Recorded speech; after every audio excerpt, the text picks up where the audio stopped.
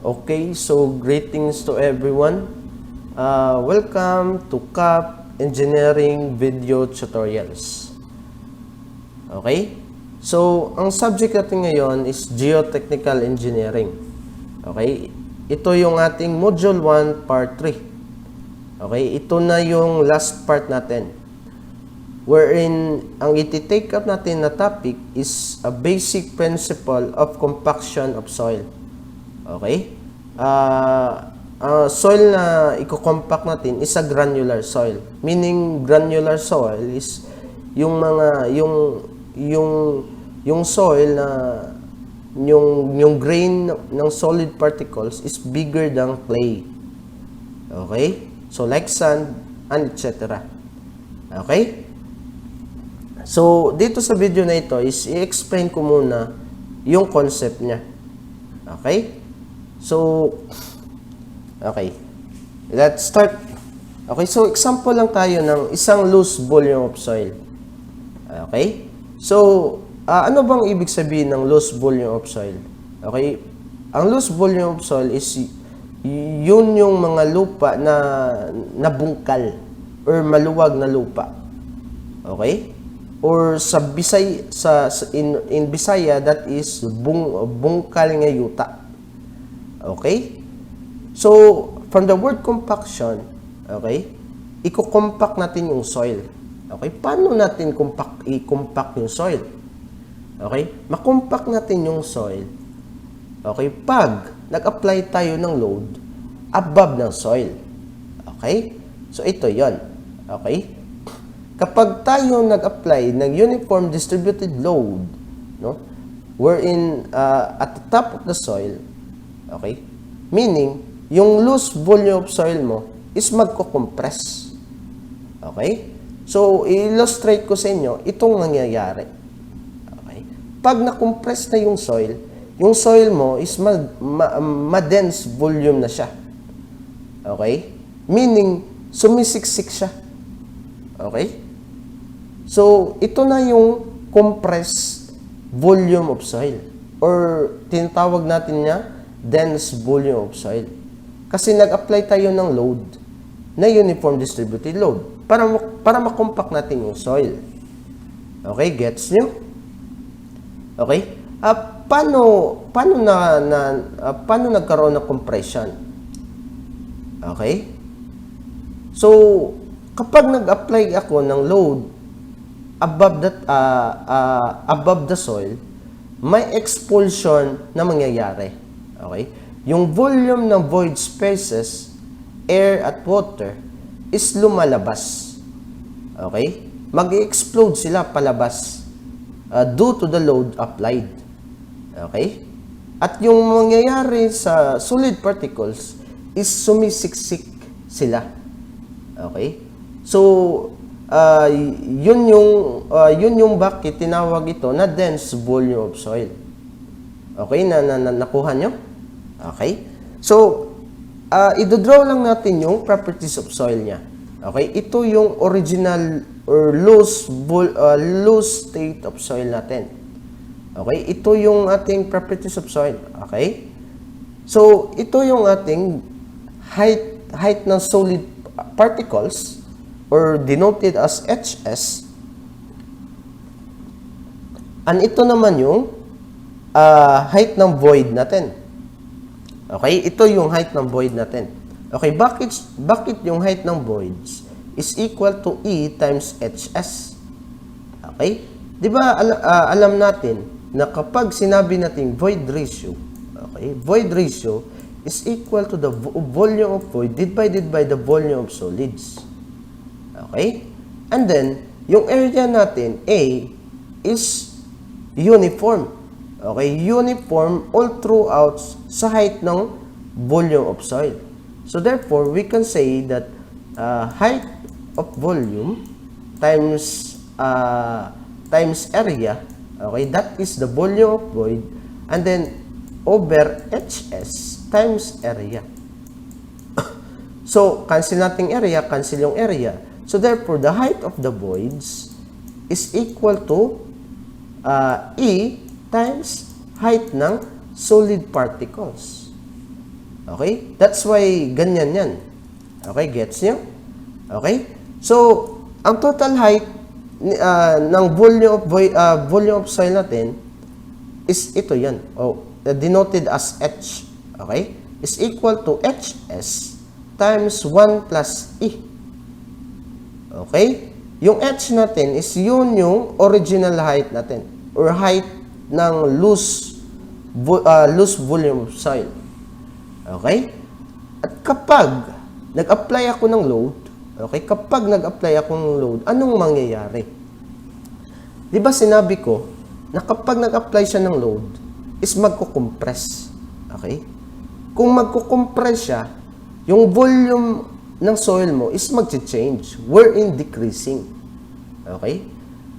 Mag-occur yung decreasing kapag yung volume of void spaces mo is magkakaroon ng expulsion or lumalabas. Okay, ganitong mangyayari. There is a decrease in volume of void spaces. Kasi lumalabas na yung tubig at air.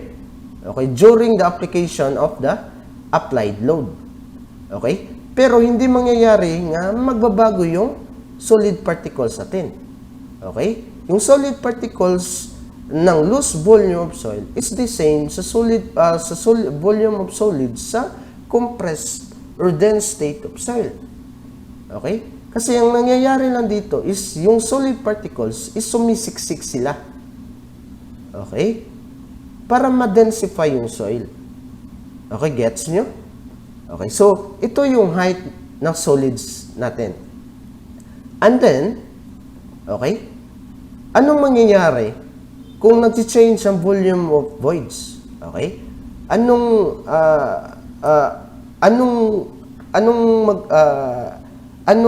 properties of soil na ma-change after the application of load? Okay? Di ba nag-change yung voids volume? And then, void ratio is equal to the volume of void divided by volume of solids. So therefore, if there is a change in volume of void, therefore there is also a change in void ratio. Okay, na-gets nyo? Kung mag-change ito, mag-change rin yung void ratio natin. Okay? So that's why, okay, ito yung ating E prime times HS. Or E prime means the void ratio in the compressed state of soil. Okay, gets nyo? And then, yung H prime natin is yung total ng height ng compressed state, or which is equal to HS times 1 plus E prime. Okay, gets nyo? Okay, so ito yung formula natin. Okay? So ito yung formula natin. So, change in height or thickness in soil due to compaction of granular soils. So therefore, change in height is equal to H times E minus E prime over 1 plus E. Or is equal to H minus change in void ratio over 1 plus E. Okay? That is the formula of the change in height of the soil. Okay? Where E is the void ratio in loose state of soil and E prime is the void ratio of soil in dense state, and then change in E is equal to change in void ratio, and change in H is equal to change in height. Okay? By the way, no, may formula derivation ako nito. Okay? So, titingnan nyo lang or pakistudy na lang in how to derive this formula. Okay? So, hindi ko na lang derive on dito. Okay? Okay? Kapag may compaction of soil, may tinatawag tayo na relative density of granular of soils. Okay? This is the term relative density is commonly used to indicate the in situ denseness or looseness of granular soil. Okay, it is also expressed the state of compactness of natural granular soils, and it is defined as, okay, dr, this is denoted as dr is equal to E max, okay, minus E over E max minus E min. Okay, yun yung formula natin. Okay, yun yung isang formula ng relative density. Or, may pangalawang formula ito. Okay, so wherein the relative density is equal to 1 over unit weight minimum minus 1 over unit weight dry over 1 over unit weight minimum minus 1 over unit weight max. Okay? So, yun yung mga formula niya. As kung may tanong kayo nung bakit may max at may min. Okay? So, dito kasi is may experiment. Okay? Yung E max at E min is madidetermine ito in laboratory. Okay? Laboratory experiment. Okay? So, kapag yung soil is kinukompak, okay, compact ka ng compact at compact, okay, talagang ma-attain mo siya yung maximum densified volume of soil mo. Okay? Where doon is mamimit mo si E max. Hindi, mamimit mo si E min. Okay? Mamimit mo si E min. Okay? So, kapag yung densified na talaga yung soil mo is E min talaga. Okay? Ganito kasi yan. Okay? Di ba, void ratio is equal to volume of void divided by volume of solids. Okay? Di ba, sabi natin, hindi ito magbabago? Okay? And then, the volume of voids is changing. Okay?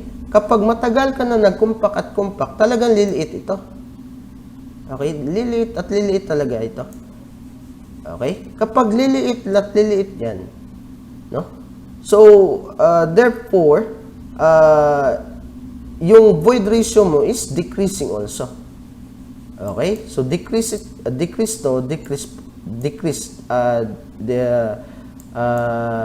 yung void ratio mo. Kapag natin yung densified, meaning natin mo yung densified, is na-meet mo na yung minimum criteria ng volume of voids, wherein mamimit mo si E min. Okay? Ganun yun. Okay?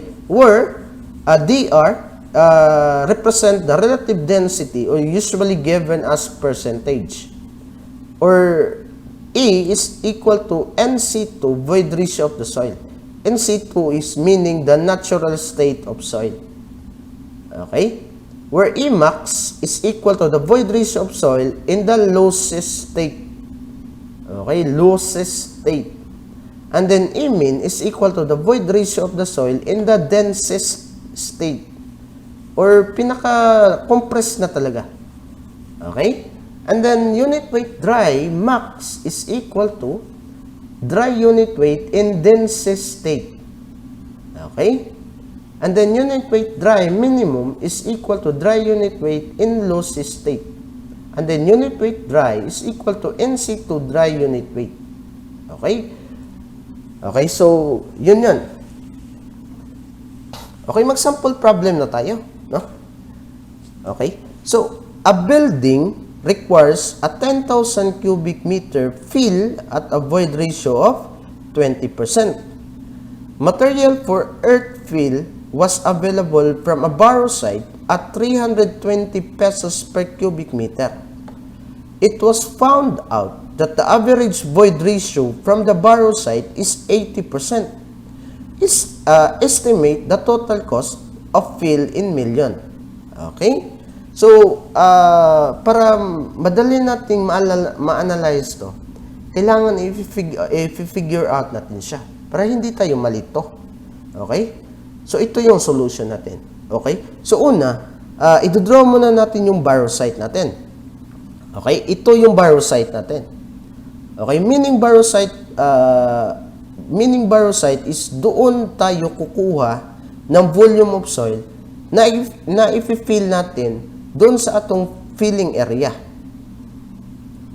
Okay? So, ito yung source natin. Dito tayo kukuha. Okay? Wherein, sinabi dito that the material for earth was available from a borrow site at 320 pesos per cubic meter. It was found out that the average void ratio from the borrow site is 80%. So, therefore, the void ratio is equal to 0.8. And that, let us call this one as E1. Or the void ratio at the borrow site. Okay? Kuha nyo.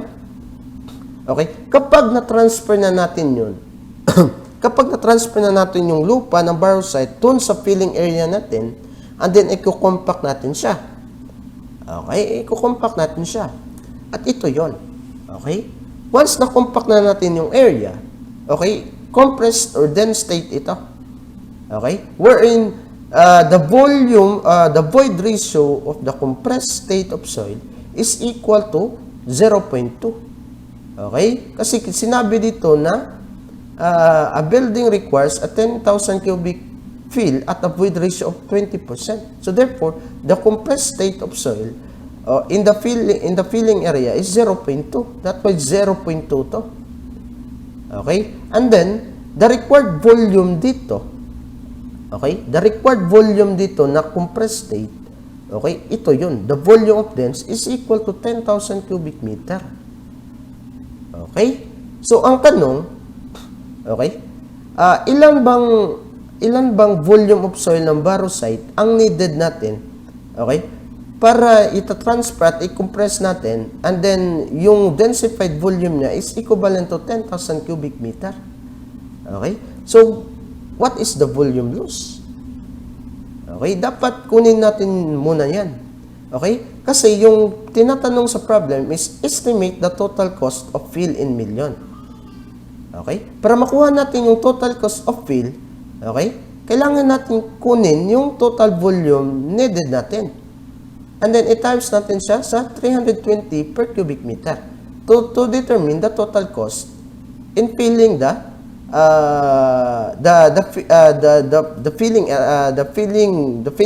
field site natin. Okay? So, saan tayo magsisimula? Okay, so dito tayo magsisimula. Okay?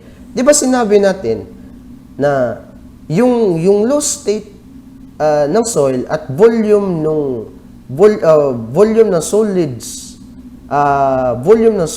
ng compressed state is hindi magbabago. Okay, so therefore, the volume of solids in loose soil is equal to the volume of solids in dense soil.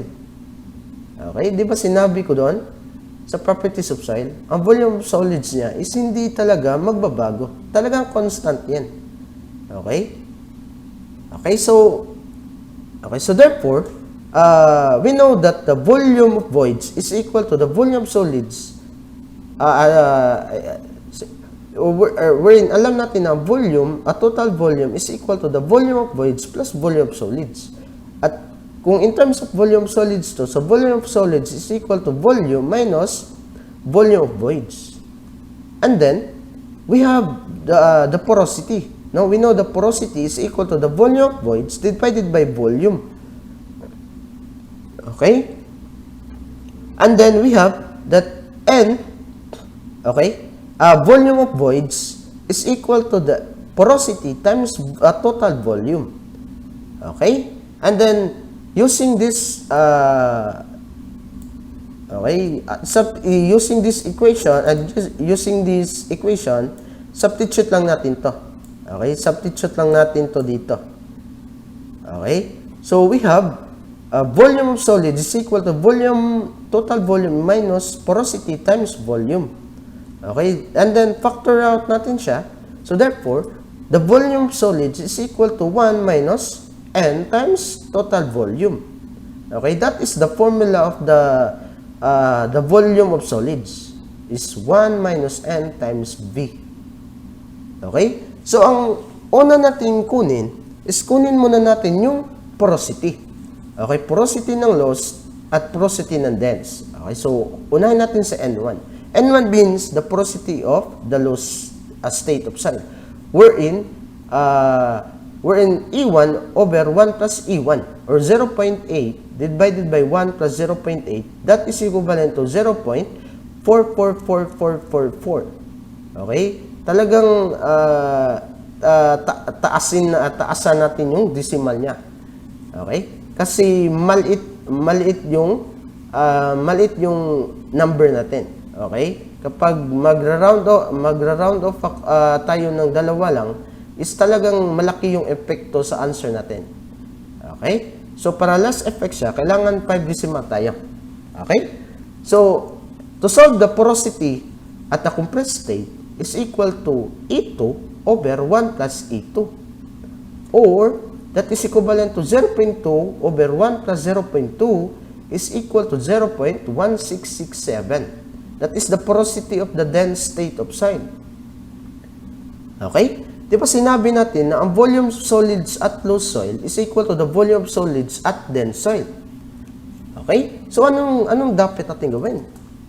Okay, gamitin natin itong formula na to. Okay? Di ba, volume ng solids is equal to 1 minus n times total volume. Okay? So, kung volume ng loose kunin natin, so therefore, the volume of solids is equal to 1 minus porosity ng loose times total volume ng loose. Okay? So, ito yon. Okay? So, therefore, 1 minus N1, okay, this is the porosity ng loose state of soil, and then times the volume or total volume ng loose state of soil. Okay? Isa-isahin natin to. Di ba same lang to? Okay? Same lang yan. Okay? Okay, Vs is 1 minus N times V. Where N, ginamit natin, kapag loose tayo, gagamitin natin sa N1. And then, ang total volume na gamitin natin is total volumes ng loose soil. Okay? And then, kapag ginamit natin to, okay, volume solids at dense soil. So, therefore, yung Vs niya is 1 minus N2 or porosity at the dense soil times volume or total volume ng dense soil. Okay, kasi total to and then porosity yan. Okay, gets nyo? Okay, gets nyo ba? Okay, hoping na nakasunod kayo, no?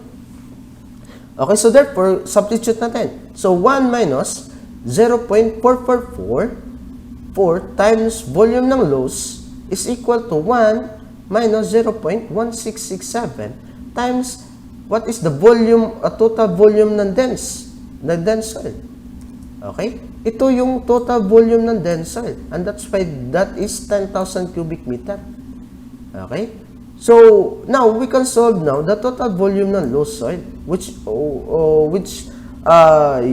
yun yung needed natin. Okay? So, therefore, our answer ng volume ng loose soil is equal to 14,999.82 cubic meter. Okay?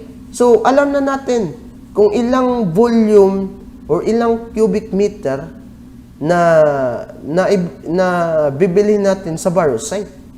Okay? Ito yung volume na to. Okay? Yung question natin is estimate the total cost. So, therefore, the total cost is equal to, okay, the volume times price per cubic meter. Okay, so 14,999.82 times 320 cubic meter, and that is equal to 4,799,939.2. Okay? And then, kasi in million yan, okay?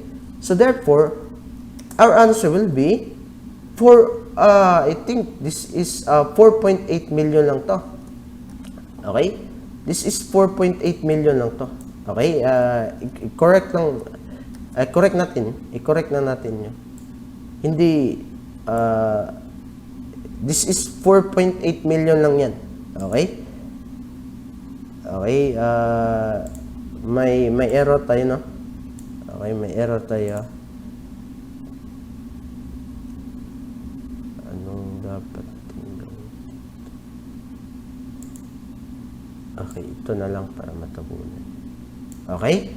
So, ang answer natin yan is 4.8 million pesos. Okay? Hindi ko na edit hindi ko natanggal yung 1, no? Okay? So, yun yung answer natin, 4.8 million. Okay?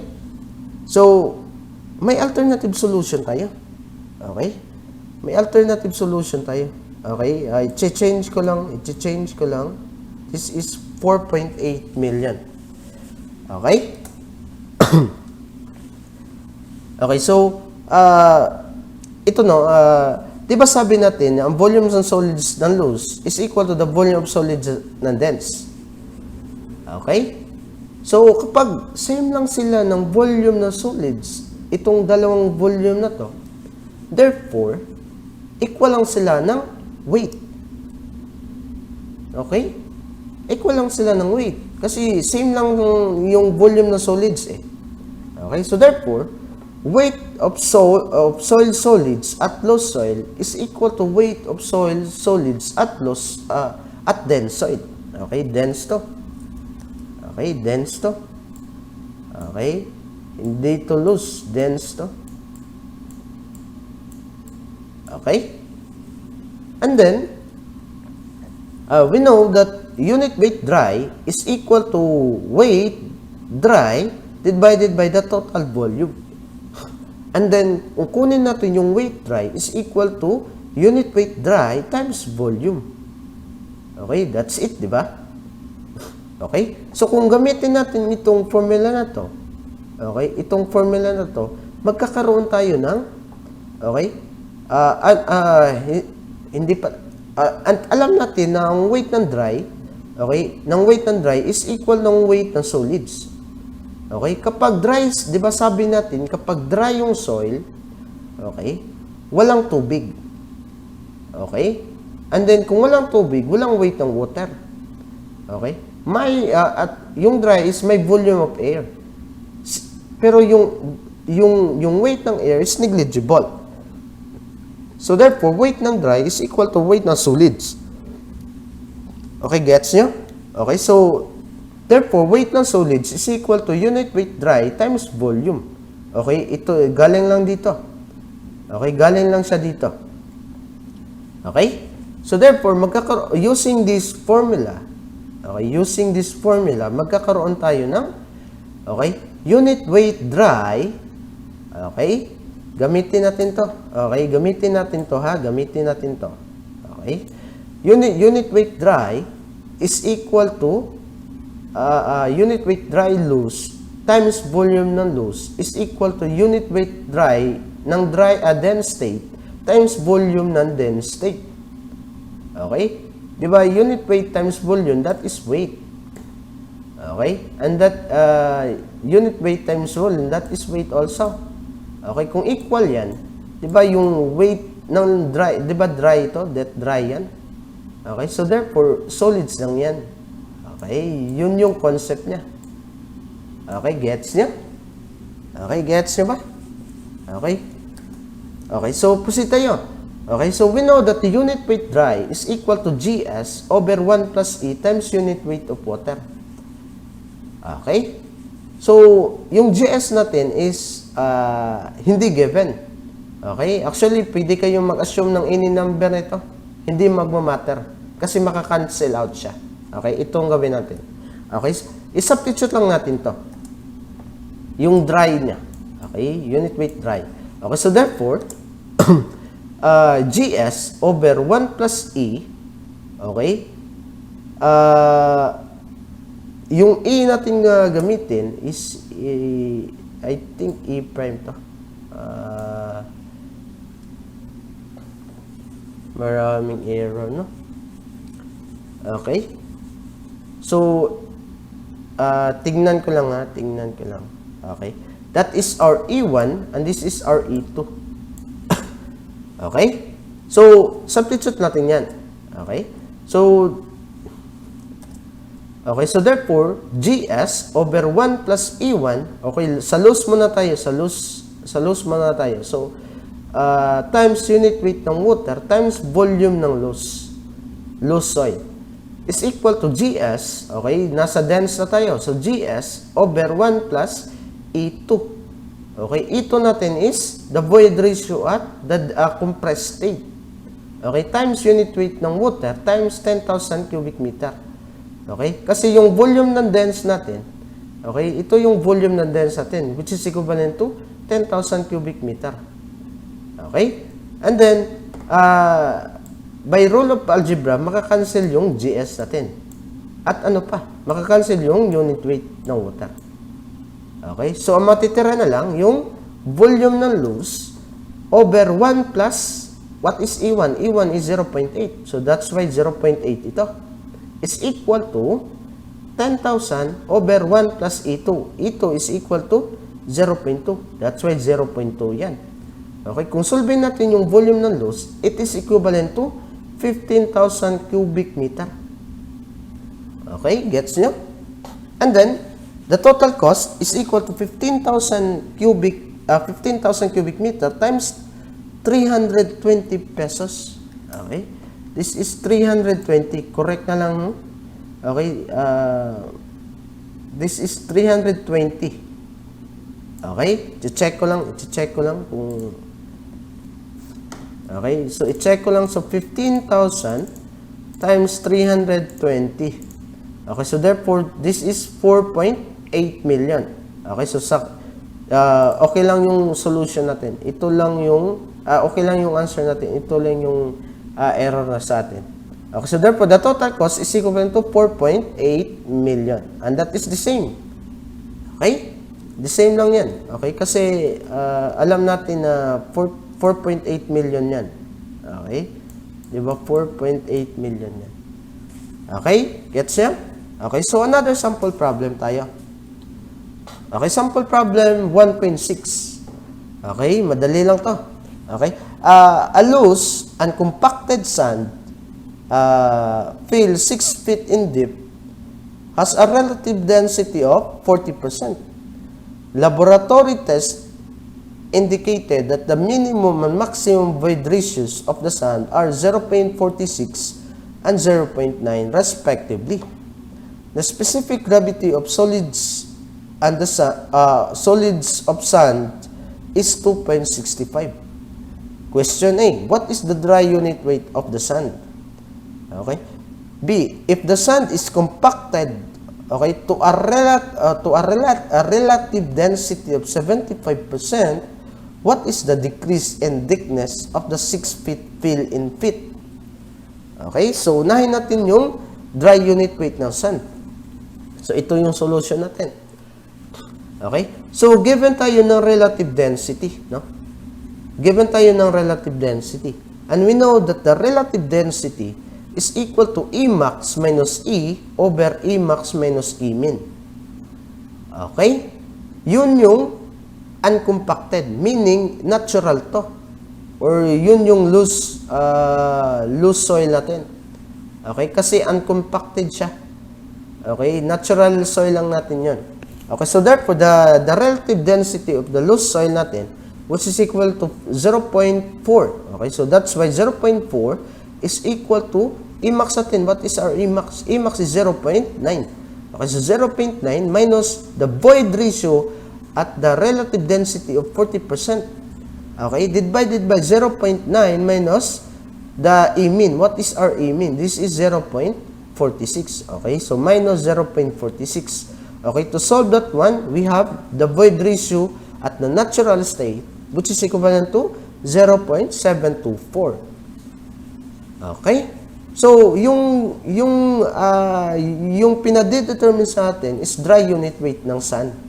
And we know that unit weight ng dry is equal to GS over 1 plus E times unit weight of water. And we know, we have given na yung GS natin, which is equivalent to 2.65. Okay na to. Okay? And then, the void ratio natin, okay na yan. Okay? Kasi na-solve na natin. So, okay na to. Okay, so we can solve the unit weight dry ng loose soil natin. Okay, so we have 2.65 over 1 plus 0.724 times 9.81. Okay, and that is equivalent to 15.08 kilonewton per cubic meter, and that is our final answer in A. Okay, gets nyo? Okay. So, B tayo. Okay? Okay, so, tingnan natin. If the sand is compacted to a relative density of 75%, what is the decrease in thickness of the 6 feet in feet? Okay? Tingnan natin yung formula natin. Itong formula na to. Okay, tingin muna kayo dito. Okay, tingin muna kayo dito. Okay? Tingin muna kayo dito. Okay? Yung Emax natin is constant na yan. Talagang hindi magbabago yung Emax at Emin natin. Kasi na-determine na siya in laboratory. Okay? Ang magbabago lang kapag yung ongoing yung compaction niya is yung void ratio niya. Okay? Okay? Kapag yung... anong mangyayari kapag yung void ratio mo is decreasing? Ito.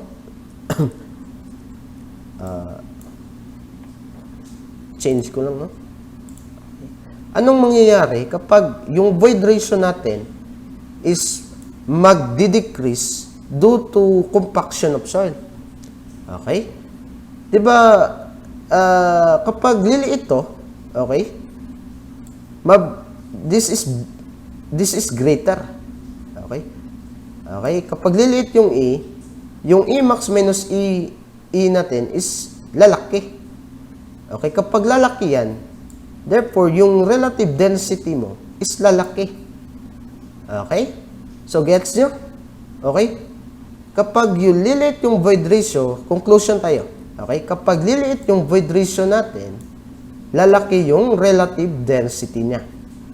Gets niya? Okay? So, we now, we have a conclusion for this problem, no? From 40% to 75%. Meaning, yung void ratio niya is liliit. So, that's why may compaction ang nangyayari. Okay? So, ang i-determine natin is change in height. Okay? So, change in height is equal to the change in void ratio is equal to change in void ratio over 1 plus E times height.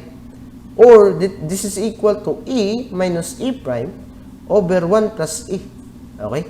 E prime means the void ratio at the compressed state of soil. Okay? Yun.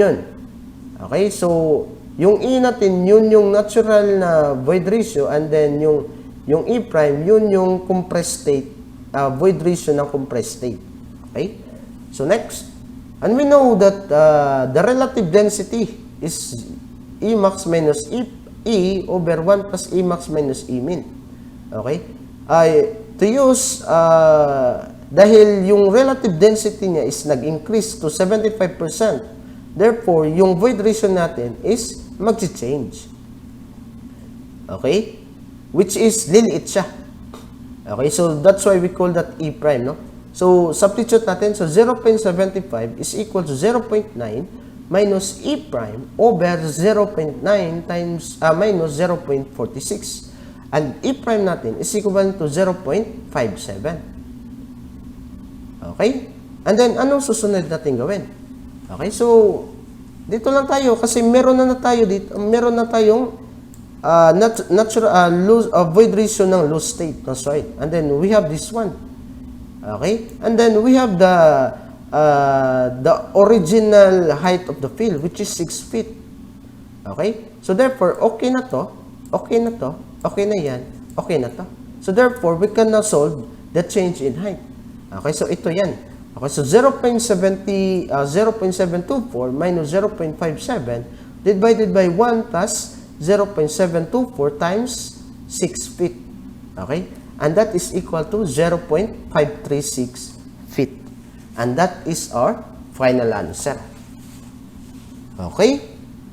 Sir, kung magtatanong kayo, may alternative solution ba? Yes, meron. Maraming alternative solution siya. Okay, so alternative solution tayo. Okay, so ito yung alternative solution natin. Okay, ito yung answer natin. Ilagay lang natin, no? Para may clue tayo. And then, ito yung void ratio ng loose state natin. And then, ito yung void ratio ng dense state natin. Okay, nasolve na natin yung dalawang yan. Okay? So, we can solve this problem by using this formula. Okay? Di ba alam natin yung formula na to? Okay? Wherein the unit weight dry loss is equal to the volume loss is equal to unit weight dry dense times volume ng dense. Okay? And then, we need to simplify, no? Yung volume niya is in terms natin siya into height. Okay? So, gamitin na, yung simplify equation niya is unit weight dry loss times height ng loss times cross-sectional area. Okay? This is the same. Di ba, nag-draw ako ng properties of soil. Di ba, yung area niya is the same. Ng cross-sectional area which is perpendicular to the height. Okay? So, H loss times area is equal to unit weight dry dense times height dense times area. And then, makakancel to. Okay, makakancel yung area.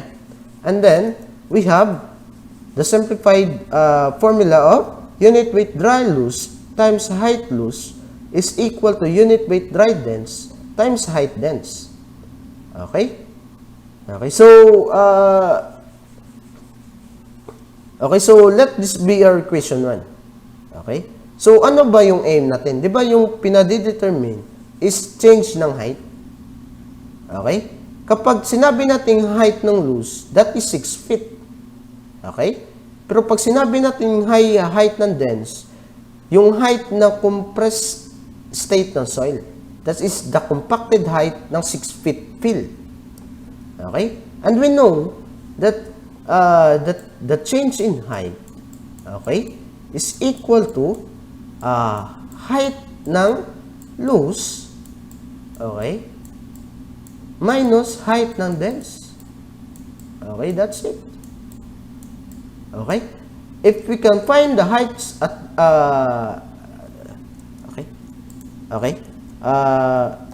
if we can find the height of dense, now we can solve the change in height. Okay, because height ng loose is 6 feet given na to. Okay? So ang aim natin is solvein natin yung height ng dense. Okay, na-gets niyo? Okay? So, dito tayo magsisimula. Okay? Saan tayo magsisimula? Okay? So, yung aim natin is height ng dense. Okay? Height ng loose is given na tayo. That is 6 feet. Okay? So, ang kulang na lang natin is unit weight ng dry ng loose and then unit weight ng dry ng dense. Okay? So, kunin natin yung dalawang yan. Okay? Kasi alam naman natin, kapag unit weight dry is equal to GS over 1 plus E times unit weight of water. And then, GS is the same. Because that is the same solid particles ng loose soil at dense soil. So, same lang yung GS natin. Ang magbabago lang is yung void ratio. Okay? Kung kukunin natin yung unit weight dry ng dense, so, yung gagamitin lang natin yung void ratio ng loose state ng soil. Okay? And then, alam natin yung void ratio ng loose state, that is equivalent to 0.724. Okay? So, therefore, unit weight dry ng loose is equal to GS over 1 plus E times unit weight ng water. Okay? So, ito yan. So, 2.65 over 1 plus 0.724. Okay? 724 yung ginamit ko. Kasi loose yung kukunin natin.